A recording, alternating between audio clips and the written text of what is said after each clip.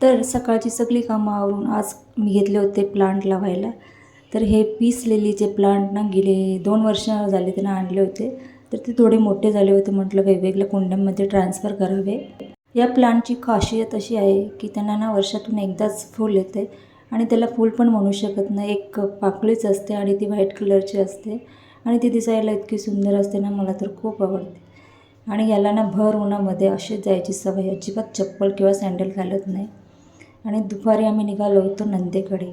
तर नंदेच्या नातवाचं होतं बारसं.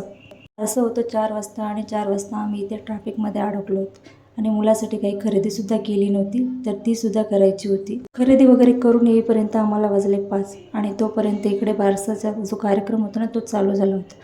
तर आमच्याकडे अशी एक पद्धत आहे की ज्या मुलाला पाळण्यात घातल्यानंतर लहान मुलांना त्या पाळण्या खालून 4-5 फेऱ्या अशा मारायला लावतात. आता ते असं काय करतात काय माहिती नाही. आणि बारसं घरच्या घरीच होतं, फार काही लोकांना पण त्याही सांगितलं नव्हतं. तर बारसं झाल्यानंतर मग तिला ओवाळणी वगैरे केली आणि जे मुलासाठी गिफ्ट वगैरे घेतले होते ते दिले. भेटूया नेक्स्ट